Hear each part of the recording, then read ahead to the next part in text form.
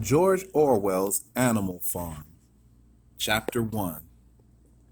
Mr. Jones of the Manor Farm had locked the hen houses for the night, but was too drunk to remember to shut the pop holes. With the ring of light from his lantern dancing from side to side, he lurched across the yard, kicked off his boots at the back door, drew himself a last glass of beer from the barrel in the scullery, and made his way up to bed, where Mrs. Jones was already snoring. As soon as the light in the bedroom went out, there was a stirring and fluttering all through the farm buildings.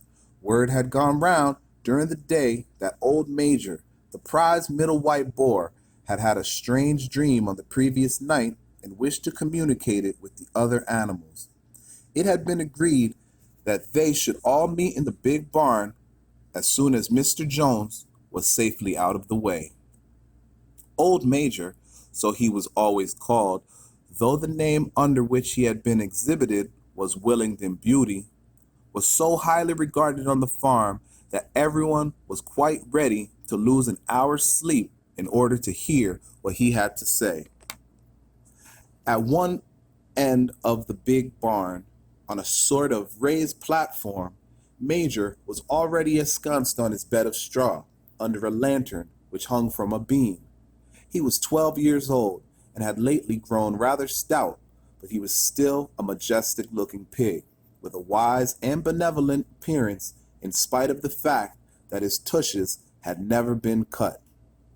Before long, the other animals began to arrive and make themselves comfortable after their different fashions. First came the 3 dogs, Bluebell, Jessie, and Pincher, and then the pigs, who settled down in the straw immediately at the front of the platform. The hens perched themselves on the window sills. The pigeons fluttered up the rafters. The sheep and cow lay down behind the pigs and began to chew the cud. The 2 cart horses, Boxer and Clover, came in together, walking very slowly and setting down their vast, hairy hoofs with great care, lest there should be some small animal concealed in the straw. Clover was a stout, motherly mare approaching middle life, who had never quite got her figure back after her 4th foal.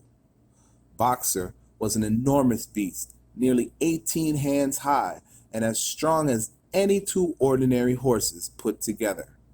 A white stripe down his nose gave him a somewhat stupid appearance, and in fact, he was not of first-rate intelligence, but he was universally respected for his steadiness of character and tremendous powers of work. After the horses came Muriel, the white goat, and Benjamin, the donkey. Benjamin was the oldest animal on the farm and the worst tempered. He seldom talked, and when he did, it was usually to make some cynical remark. For instance, he would say that God had given him a tail to keep the flies off, but that he would sooner have had no tail and no flies. Alone among the animals on the farm, he never laughed. If asked why, he would say that he saw nothing to laugh at. Nevertheless, without openly admitting it, he was devoted to Boxer. The 2 of them usually spent their Sundays together in the small paddock beyond the orchard, grazing side by side and never speaking.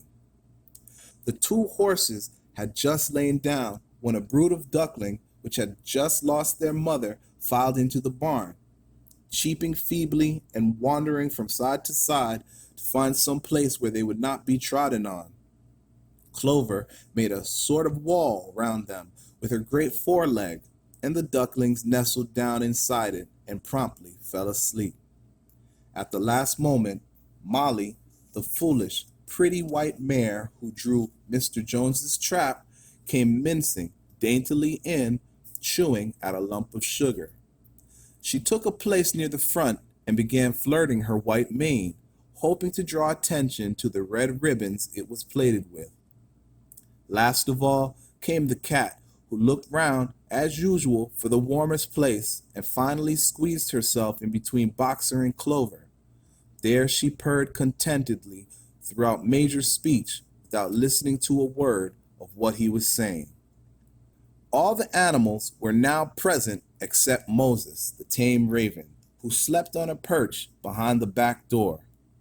When Major saw they had all made themselves comfortable and were waiting attentively, he cleared his throat and began. Comrades, you have already heard about the strange dream that I had last night, but I will come to that dream later. I have something else to say first. I do not think, comrades, that I shall be with you for many months longer, and before I die, I feel it my duty to pass on to you such wisdom as I have acquired. I have had a long life. I have had much time for thought as I lay alone in my stall, and I think I may say that I understand the nature of life on this earth as well as any animal now living.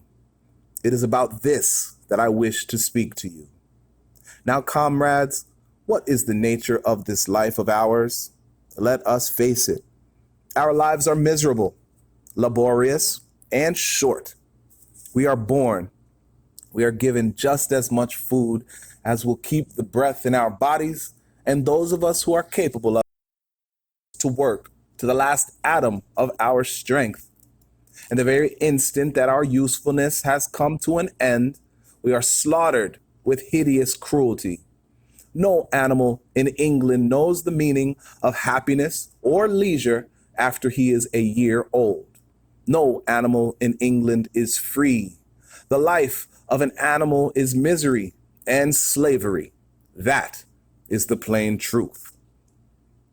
But is this simply part of the order of nature? Is it because this land of ours is so poor that it cannot afford a decent life to those who dwell upon it? No, comrades, 1,000 times no. The soil of England is fertile. Its climate is good. It is capable of affording food in abundance to an enormously greater number of animals than now inhabit it. This single farm of ours would support 12 horses, 20 cows, hundreds of sheep, and all of them living in a comfort and a dignity that are now almost beyond our imagining. Why then do we continue in this miserable condition? Because nearly the whole of the produce of our labor is stolen from us by human beings. There, comrades, is the answer to all our problems. It is summed up in a single word: man. Man is the only real enemy we have. Remove man from the scene, and the root and overwork is abolished forever. Man is the only creature that consumes without producing. He does not give milk. He does not lay eggs. He is too weak to pull the plow. He cannot run fast enough to catch rabbits. Yet he is Lord of all the animals. He sets them to work. He gives back to them the bare minimum that will prevent them from starving, and the rest he keeps for himself. Our labor tills the soil. Our dung fertilizes it. And yet, there is not one of us that owns more than his bare skin. You cows that I see before me, how many thousands of gallons of milk have you given during this last year? And what has happened to the milk which should have been breeding up sturdy calves? Every drop of it has gone down the throats of our enemies. And you hens, how many eggs have you laid in this last year? And how many of those eggs ever hatched into chickens? The rest have all gone to market to bring in money for Jones and his men. And you, Clover, where are those 4 foals you bore who should have been the support and pleasure of your old age? Each was sold at a year old. You will never see one of them again. In return for your 4 confinements and all your labor in the field, what have you ever had except your bare rations and a stall? And even the miserable lives we lead are not allowed to reach their natural span. For myself, I do not grumble, for I am one of the lucky ones. I am 12 years old, and I've had over 400 children.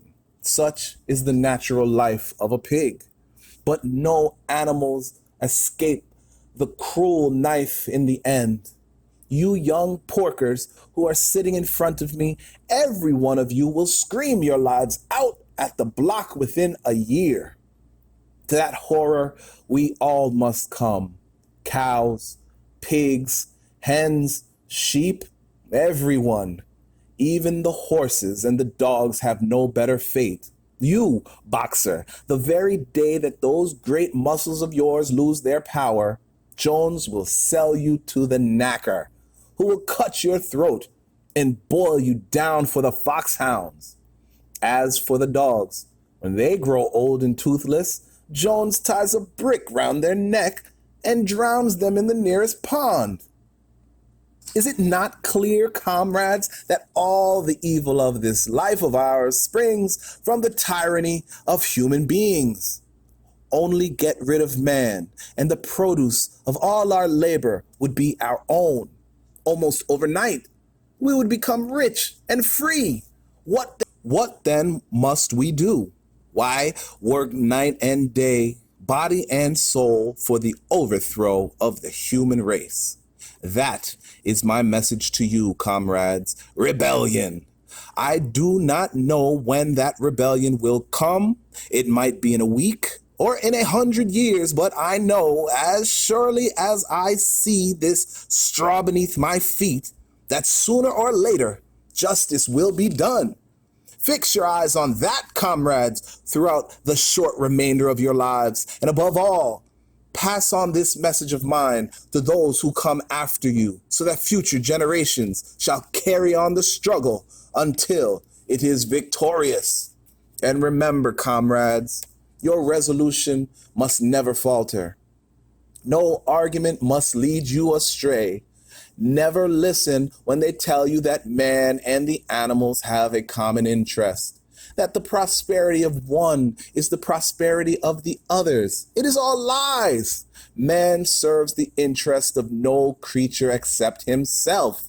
And among us animals, let there be perfect unity, perfect comradeship in the struggle. All men are enemies. All animals are comrades. At this moment, there was a tremendous uproar. While Major was speaking, 4 large rats had crept out of their holes and were sitting on their hindquarters listening to him.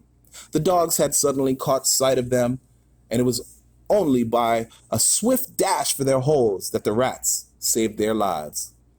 Major raised his trotter for silence. Comrades, he said, here is a point that must be settled. The wild creatures, such as rabbits and rats, are they our friends or our enemies? Let us put it to the vote. I propose this question to the meeting. Are rats comrades? The vote was taken at once, and it was agreed by an overwhelming majority that rats were comrades. There were only 4 dissensions, the 3 dogs and the cat, who was afterward discovered to have voted on both sides. Major continued, I have little more to say.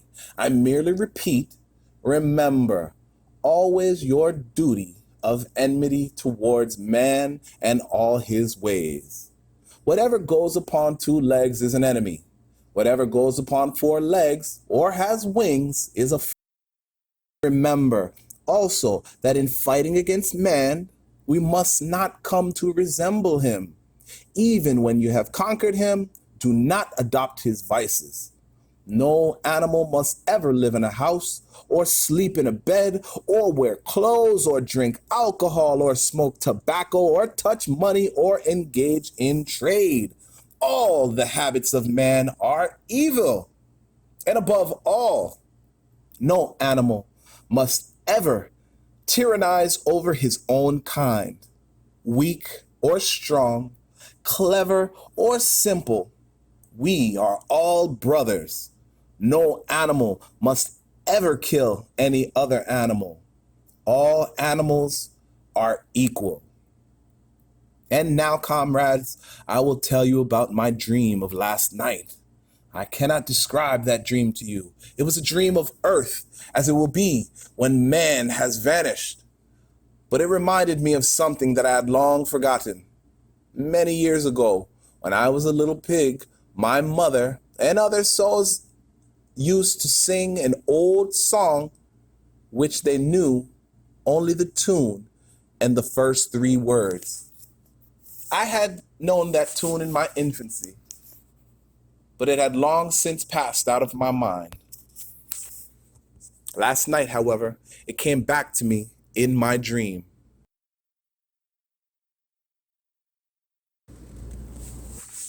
Beast of England, beast of Ireland, beast of every land and clime, hearken to my joyful tidings of the golden future time. Soon or late, the day is coming, tyrant man shall be overthrown, and the fruitful fields of England shall be trod by beasts alone. Rings shall vanish from our noses, and the harness from our back. Bit and spur shall rust forever, cruel whips no more shall crack. Riches more than mine can picture, wheat and barley, oats and hay. Clover beans and mangle wurzels shall be ours upon that day. Bright will shine the fields of England, purer shall its waters be. Sweeter yet shall blow its breezes on the day that sets us free. For that day we all must labor, though we die before it break.